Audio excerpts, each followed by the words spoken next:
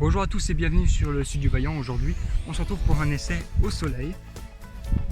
Comme vous pouvez le voir, on se retrouve toujours devant notre cher édifice pour présenter aujourd'hui une Toyota Sport, comme vous pouvez le voir là, comme vous pouvez le voir sur la calandre. Oui, je suis content aujourd'hui parce que cette Toyota Sport, cette Yaris de 2003 est en fait ma voiture et c'est la surprise que j'ai annoncée à certains. Ce n'est pas une grande surprise, mais c'est quand même pour moi un petit bonheur de vous présenter ma voiture. C'est ma première voiture, mais je la connaissais déjà parce qu'elle était déjà dans la famille, mais maintenant c'est vraiment la mienne et aujourd'hui je vais vous la présenter pour de bon. Bon, si vous vous posez la question si mon t-shirt est à vendre, non, je me suis fait un t-shirt pour moi, voilà, avec quelques écritures. Et voilà, aujourd'hui je suis super content parce que voilà, je vais vous présenter ma voiture qui n'est pas une voiture parfaite, qui n'est pas une grande sportive, qui n'est pas une voiture extraordinaire, mais une voiture que j'apprécie et que j'aime bien. Donc je vais vous faire partager ça. Et voilà, aujourd'hui donc beau temps, et puis un édifice qui se prête bien aux présentations de voitures parce que ici c'est calme, il y a de la place et puis un cadre qui fait un beau fond d'image.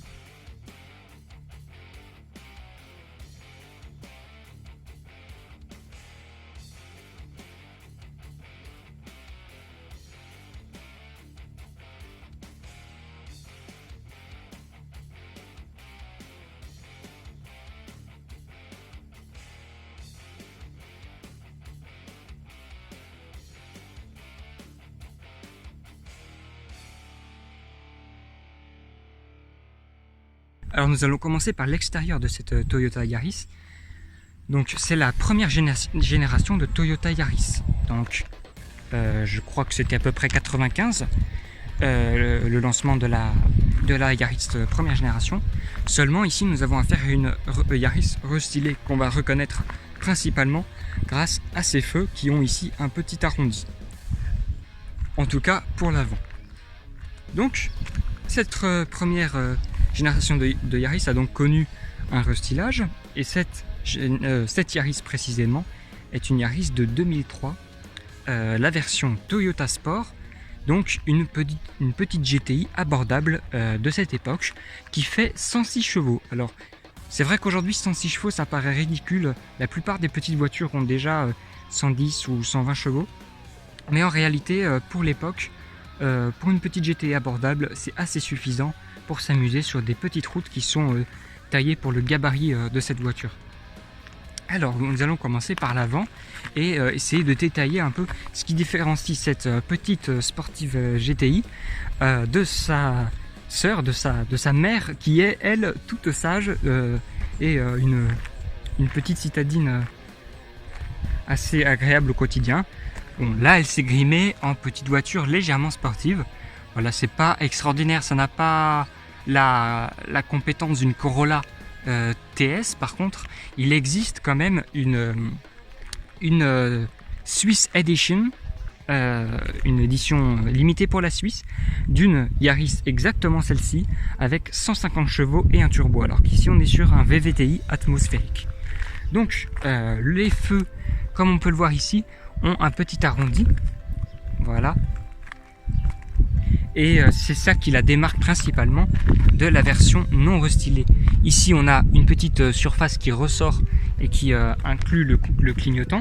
Bon, après je vous passerai un peu sur les défauts de carrosserie, les petits problèmes de carrosserie pour vous montrer un petit peu et vous parler un petit peu de ce que je compte faire. Mais pour le moment, voilà, on regarde déjà ce qui se passe sur cette Yaris au niveau des changements. Alors ici on a les anti-brouillards et là on a une petite grille. Alors c'est une fausse grille, mais vous verrez que ce sont les seules fausses grilles comparées aux voitures nouvelles qui font tout en faux aujourd'hui. Là on a une Yaris de 2003 qui faisait le mieux possible. Donc ici voilà une petite grille avec cette donc c'est pas une lame mais ce petit pare-choc en grille anthracite qui est spécifique aux versions sport, aux versions Toyota Sport. Et là on a une grille en nid d'abeille qui fait tout le bas et à travers laquelle on peut voir le radiateur. Donc voilà, ici vous avez encore un peu de place à la rigueur pour mettre un radiateur diesel si vous voulez refroidir un peu plus votre voiture. Et là vous avez le petit crochet de remorquage. Ensuite on passe sur la calandre qui est aussi en gris anthracite spécifique à la version sport avec son nid d'abeille, le logo Toyota et un logo Toyota Sport que j'apprécie plutôt bien. Aujourd'hui, maintenant, il a été remplacé par le logo Gazoo Racing de Toyota, puisque maintenant, on a la Yaris GR qui est la descendante, la digne descendante de cette petite GTI, qui fait, la Yaris GR fait 261 chevaux. Je pourrais vous mettre une image. Et ça a bien progressé depuis, mais elle garde toujours un petit peu la même mentalité, même si maintenant c'est une voiture de rallye. Il y a encore ce gabarit un peu ramassé, un petit peu le même genre d'expression, voilà. Et aujourd'hui on a encore la Supra GR. Je crois qu'on aura bientôt peut-être une Corolla GR. Bref, aujourd'hui la gamme Sport existe encore, mais sous un autre nom. Alors on passe sur le côté, donc là on a un rappel de clignotant qui donne naissance à une ligne qui va faire tout le long de la voiture jusqu'en haut du phare. Voilà, donc c'est une ligne assez spéciale puisqu'en fait la voiture on a l'impression qu'elle plonge vers l'avant. Donc vraiment une ligne comme ça là qui plonge vers l'avant, qui lui donne un air un petit peu spécial, qui la différencie bien des Clio, etc. Donc pour ce qui est des roues, nous sommes en 14 pouces, 175 74, 65 R14, hein, pardon. Et là j'ai mis, alors c'est pas moi qui, enfin c'est, la voiture était dans la famille avant, mais on a décidé de mettre des Sparco parce qu'en fait avant il y avait des gens Oliver un peu, il en manquait un disons, et on a décidé de mettre des Sparco qui sont un peu plus jolis, qui vont bien avec la voiture, parce qu'en fait les jantes d'origine, alors je suis pour laisser cette voiture le plus possible d'origine, mais les jantes n'étaient pas sur la voiture quand on l'a achetée, et il se trouve qu'en fait je n'aime pas les jantes d'origine, elles ne m'attirent pas du tout, et en fait au final avoir des Sparco comme un Joliver qui sont d'ailleurs moitié gris anthracite, moitié noir, ça permet de matcher un peu avec les autres couleurs de la voiture, et aussi d'avoir quelque chose qui est moins cher à remplacer qu'une jante. Ensuite on a donc les petits rétroviseurs. Donc normalement, je crois qu'ils sont faits pour se replier. Seulement sur cette voiture-là, il y a des vis, donc je sais pas trop. Les gars qui s'y connaissent vraiment très bien me diront certainement que normalement, il n'est pas censé y avoir des vis. Après, si c'est le cas, ça m'étonne un petit peu. Ça pourrait en soi se replier. Mais bon. Alors après, on a une petite baguette qui fait le long de la voiture en noir. Le bas de caisse qui ressort un petit peu, il me semble que c'est bien spécifique à la version sport, hein. Donc, si je dis pas de bêtises, mais je crois bien que c'est que les versions sport. Ici maintenant on passe sur l'arrière, donc sur l'arrière vous avez le logo A évidemment, puisque maintenant comme vous le savez c'est ma voiture, je suis titulaire du permis B et je peux rouler donc tout seul librement. Désolé, il y a un petit peu de pollen. Il n'y a pas de béquet, donc ça je vais y remédier, mais je vais vous parler ensuite peut-être soit dans cette vidéo soit dans une autre des choses que je vais faire sur cette voiture. Mais voilà, il n'y a pas de béquet, donc je sais pas pourquoi il n'y a pas de béquet, parce que normalement les versions TS ont un béquet. D'ailleurs il existe et je vais le mettre je pense.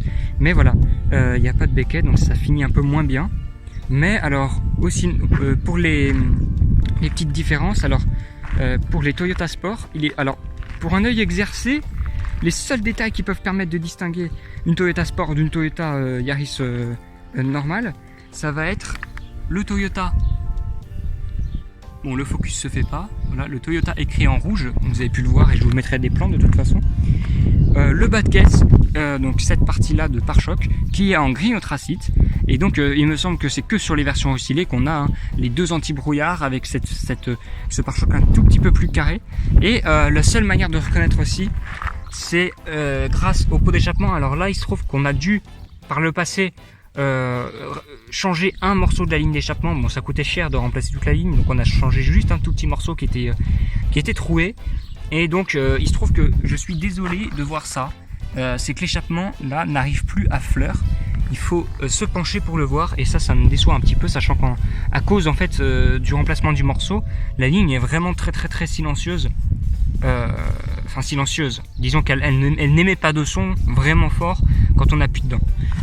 Et je vous en reparlerai par la suite pour ce qui est de la conduite, etc. À l'arrière, on a un mono essuie-glace central. On a une ouverture du coffre en appuyant comme ça. On peut aussi insérer la clé. On a l'écriture Yaris sur le haut et le logo Toyota au milieu. Alors, je vais vous montrer tout de suite le coffre. Alors, donc, le coffre, voilà, comme ceci, avec 2 vérins. Qui n'est pas très grand, voilà, il n'est pas très grand, donc je vous ai pas amené, malheureusement, je suis allé un tout petit peu vite, je vous ai pas amené la valise, mais il faut savoir que vous pouvez rentrer la valise cabine en la mettant sur le côté, normalement elle devrait pouvoir passer, mais vous la rentrez pas posée à plat. Au niveau des finitions, on est pas mal, on a de la petite moquette qui peut se rattacher ici. J'aime bien ces petites attentions qui font que la voiture peut être agréable à regarder même quand on déplace des objets, parce qu'il faut savoir que la banquette est coulissante et donc comme vous pouvez le voir ici, on a du rab en termes de tissu, et voilà, quand la banquette est avancée, le rab de tissu se tend et ça fait quelque chose de bien fini. On a ici la petite plage arrière qui peut se retirer, donc en enlevant ici, et puis elle est accrochée par là. Et ensuite voilà, on a vraiment un tout petit coffre, mais je vais vous montrer qu'il peut s'agrandir tout de même. Je pousse et là par contre, une valise cabine, vous pourrez la mettre à plat, donc vous pourrez vraiment la mettre à plat. Il y a vraiment de quoi mettre la valise cabine, et vous pourrez mettre encore d'autres sacs. Donc voilà, je sais que c'est vraiment un petit coffre. C'est pas le point fort de cette citadine d'avoir un petit coffre. Par contre, le fait que la banquette soit coulissante est très pratique, parce qu'on peut passer d'un petit coffre à vraiment un coffre assez volumineux pour la taille que fait la voiture. Mais voilà, après je connais pas trop bien les volumes de coffre de la concurrence. D'ailleurs aujourd'hui les chiffres, que ce soit les litres qu'on peut mettre dans le réservoir ou les litres qu'on peut mettre dans le coffre, je suis désolé, aujourd'hui je pourrais pas vous les donner. Mais en gros, voilà, vous avez à peu près la dimension. C'est pas immense, mais voilà, on reparlera après de l'utilisation de cette voiture. Donc là-haut, après, on a un peu de moquette et on a une petite poignée qui permet de rabattre le coffre. Un coffre qui est vraiment très léger. Il faut faire attention de ne pas trop le claquer, parce que le vérin a tendance à pas trop aimer. Alors, on va rentrer à l'avant de la voiture. Alors, bon, il y a quelques-unes de mes affaires. La voiture, j'ai essayé de la nettoyer un petit peu. Ça a l'air d'aller, mais c'est pas ce qu'il y a de mieux non plus. Ici, donc, on a un petit peu de tissu, ici. Comme dans la nouvelle Yaris GR, on a exactement le même genre de tissu un peu dur qui fait que quand on fait des longs voyages, et ben le coude au bout d'un moment commence à dire hello, est-ce que je pourrais changer de place? Ici on a une petite poignée en chrome là qui renvoie bien la lumière, donc c'est assez agréable. Il faut savoir que l'intérieur est noir et beige sur le haut. Ici on a donc la petite console pour l'ouverture, la fermeture des portières et des vitres, et donc avec un effet genre carbone. Donc c'est assez mignon, assez sympa quoi, pour la version sport. Et ici on a une boîte à gants où vous pouvez mettre le gilet, mais alors pas grand chose de plus, hein, on va pas se le cacher. Ici on a quelque chose que j'aime bien, parce qu'aujourd'hui ça se fait beaucoup, mais à l'époque c'est super qu'il l'ait fait.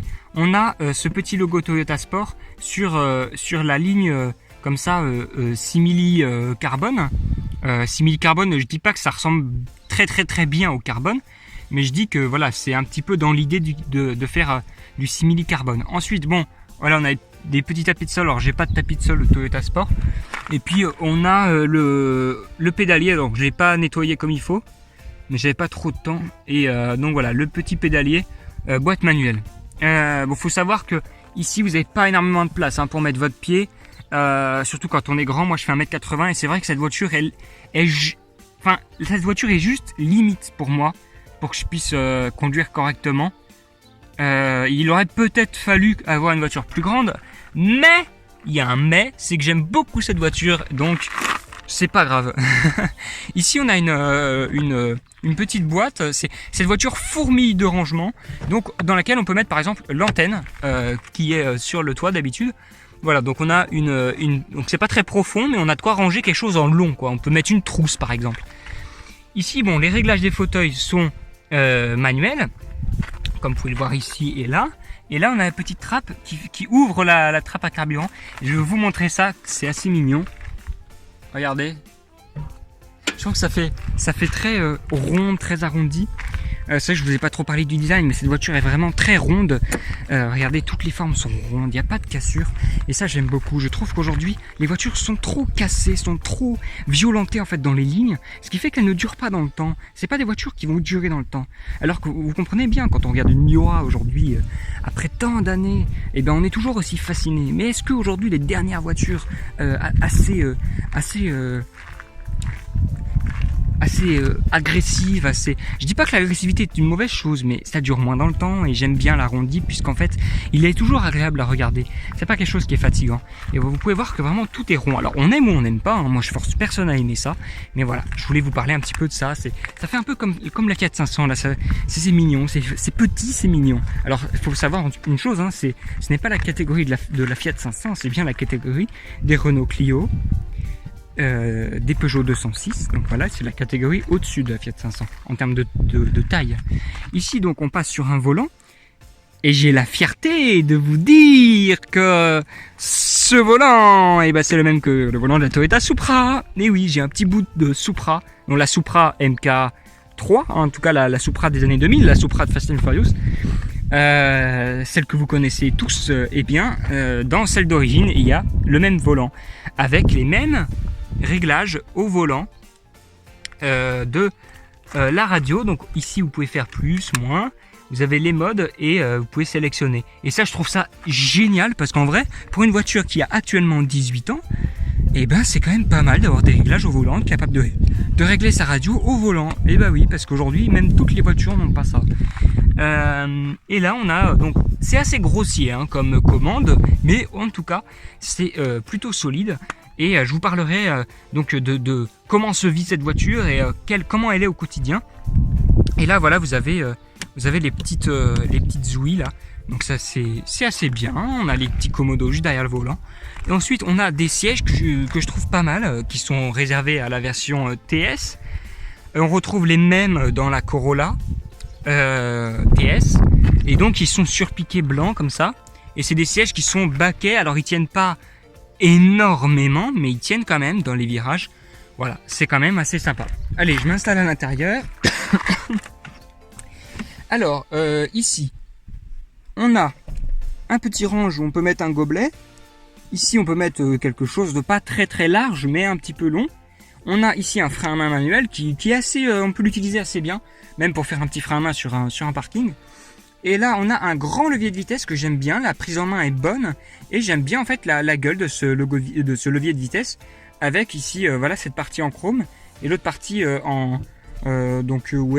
simili cuir, enfin un petit peu de ce genre-là, surpiqué. Mais bon, il a vécu son temps, mais c'est un levier de vitesse que j'aime bien. Ici, on a deux ranges gobelets de chaque côté. Donc on a quelque chose un petit rangement assez profond. Donc regardez-moi par exemple cette petite éponge qui fait cette taille-là.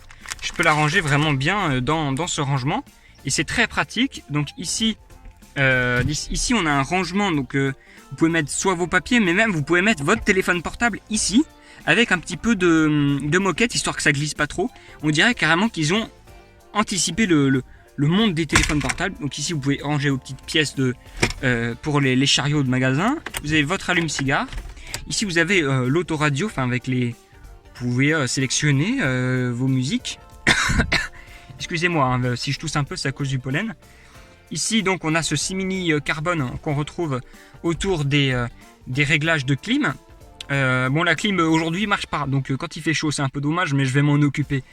Ici on a les warnings, le désembuyage, ça doit être la clim aussi, hein, assez. Après on a ici un réglage qui est peut-être le plus grossier on va dire du coin. Écoutez le bruit. Voilà, c'est voilà quand ça sent mauvais dehors et que vous voulez avoir de l'air plus agréable à respirer. Mais bon, c'est vrai que ça commence à dater, ça c'est sûr. Petite autoradio avec un petit écran. L'avantage dans cette voiture, c'est qu'il n'y a pas d'électronique qui est là pour tout foirer. Au moins, on peut profiter à fond de la fiabilité de Toyota. Désolé pour ceux qui aiment l'électronique, mais moi, c'est pas trop mon genre. L'Apple CarPlay, tout ça, c'est très bien, mais on peut l'avoir sur le téléphone. Hein. Enfin, comment dire, les applications et tout ça, la musique, on peut l'avoir sur le téléphone. Et les écrans, franchement, moi, ça me manque absolument pas. Même si c'est très bien hein, d'avoir la sécurité et la technologie aujourd'hui.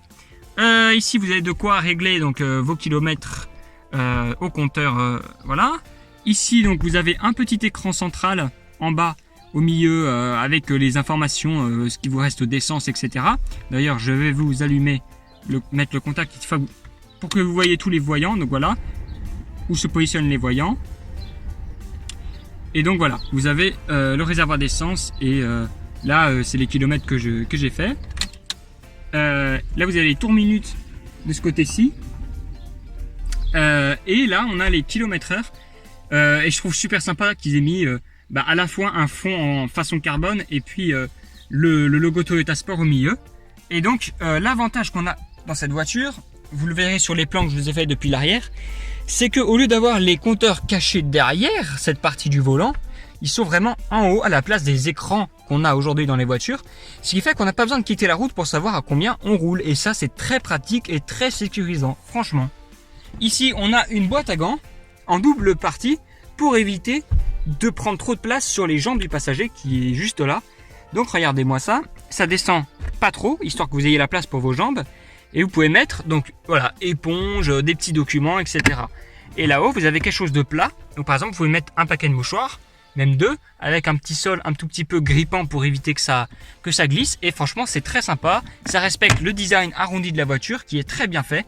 Il faut savoir que ici, contrairement à d'autres voitures que je ne nommerai pas, il n'y a pas de bruit parasite de plastique mal ajusté. Vous avez juste à regarder ici. Voilà, les plastiques n'ont pas bougé depuis 18 ans. Tout est en ordre, la voiture tourne au quart de tour. C'est parfait. Voilà. Donc je vais vous passer aux places arrière, histoire que vous voyez un petit peu comment c'est. Alors, les places arrière, il faut savoir que mon siège conducteur est réglé pour ma taille. Je fais 1m80, il faut savoir que je conduis plutôt reculé. Donc là, je suis reculé au maximum. Et comme vous pouvez le voir, on peut mettre que ça derrière. Voilà, c'est juste dommage. C'est peut-être la seule chose qui est dommage dans cette voiture, c'est que si vous êtes grand, eh bien vous transporterez maximum 2 personnes. Bon, de toute façon, les bagages n'iront pas plus loin que 2 personnes, puisque 3 personnes, je veux dire, parce que c'est vrai qu'il n'y a pas énormément de place. Mais voilà, on a une petite contreporte avec le même tissu et puis la poignée en chrome, mais le reste est en plastique dur comme à l'avant. Tout le tableau de bord est en plastique dur, mais franchement, moi, ça ne me dérange absolument pas. On retrouve les petites surpiqûres sur le siège. Et sur le dossier, pardon. Alors je m'assieds à l'arrière et vous allez pouvoir voir, donc déjà j'ai du mal à rentrer mon pied. Vous allez voir que voilà, j'ai vraiment les genoux dans le siège, donc c'est peut-être pas très agréable. Voilà, et alors ici on a un petit pont central, la place du milieu est pas, moi je la conseille pas. C'est pas très grand, c'est vraiment comme dans les voitures, la plupart des voitures, une place de secours. Et voilà, la vue qu'on peut avoir sur le tableau de bord, et moi je trouve ça reposant. Alors on aime ou on n'aime pas, moi je force personne, je respecte tous les goûts des gens. Mais c'est vrai que moi ça me repose, je trouve ça agréable. Voilà. Et vous avez une banquette coulissante, donc vous pouvez la faire coulisser avec la poignée qui est juste ici. Et ça vous permet du coup d'avoir plus d'espace de coffre et plus d'espace aux jambes suivant ce que vous voulez transporter. Voilà, et maintenant on va passer au moteur. Vous allez voir le moteur, donc vous tirez ici.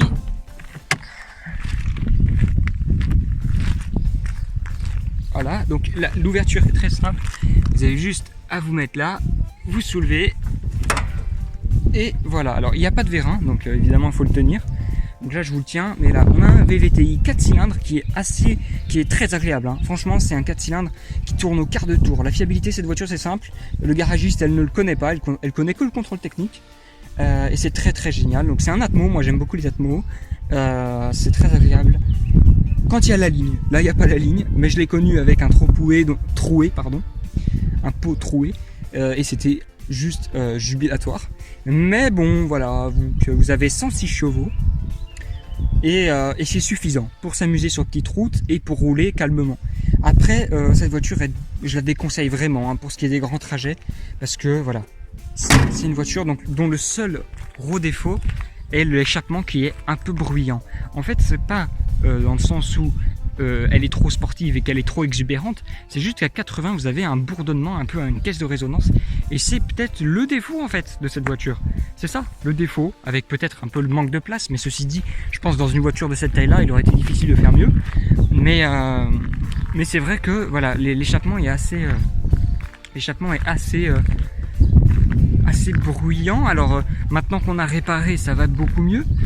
Et ce que je pense faire au final, c'est mettre des clapets pour avoir à la fois un mode sport et un mode normal, pour garder du silence quand on est fatigué ou qu'on transporte des personnes âgées, et puis ce qu'il faut quand on veut accélérer un petit peu. Et voilà, donc je vous ai fait le tour et je vais vous faire juste le démarrage. Alors vous allez voir qu'elle va démarrer au quart de tour. C'est une bonne voiture et vous verrez qu'il n'y a pas de sonorité à l'échappement. Franchement,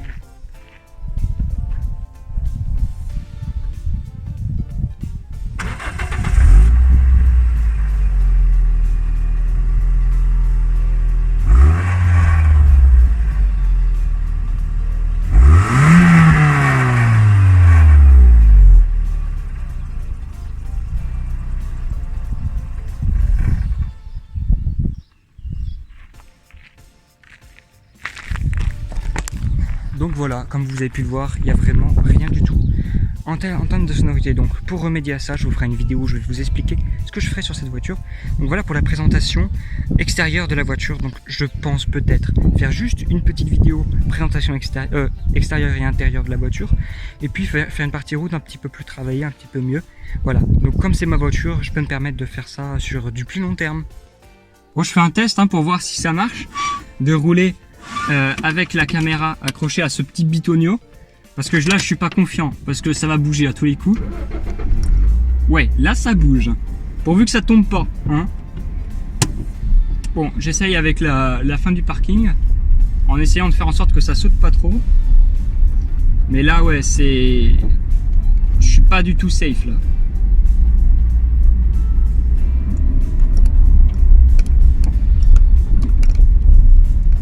Bon, désolé si ça bouge, hein. Mais voilà un petit peu ce que vous pouvez constater. Voilà, c'était un essai. Merci d'avoir regardé ce petit bout de vidéo. On arrive déjà à la fin de cette vidéo, donc je suis content de vous avoir présenté un peu ma voiture. C'est une voiture que je conseille vraiment aux jeunes étudiants, donc à ceux qui ne gagnent pas leur vie, parce que c'est une voiture qui n'est pas chère à l'achat, qui est une voiture un petit peu sportive, qui est très agréable à rouler sur des petites routes par exemple, pour peu qu'on y mette justement une petite dose de sonorité à l'échappement. C'est une voiture qui est très fiable, donc qui ne connaît pas le garagiste, qui vous évitera beaucoup de frais d'entretien, qui est facile à entretenir, puis c'est juste un 4 cylindres pour une petite voiture. Et alors l'ennemi de cette voiture, c'est la rouille, donc je vous montrerai les défauts et ce que je compte faire pour y remédier sur une autre vidéo. Mais voilà, la rouille est le principal danger pour cette voiture, mais sinon c'est une voiture très agréable à rouler au quotidien. Et je suis content en fait de tomber sur cette voiture. C'est pas une voiture qui fait des soucis, elle démarre tous les jours de l'année au quart de tour, elle vous fera pas de soucis. Et alors après je vous parlerai des défauts, des qualités, notamment au niveau du comportement routier et de comment on vit tous les jours avec cette voiture. Mais voilà, donc petite Toyota Yaris TS. J'ai mis mon petit t-shirt TS aussi. Et voilà, donc je suis bien content de vous avoir présenté la voiture. Et maintenant je vais reprendre la route pour aller manger. J'espère que vous avez apprécié cette vidéo. N'hésitez pas à vous abonner, à surtout mettre un commentaire à la fin de la vidéo. Et puis je vous dis à bientôt pour une prochaine vidéo.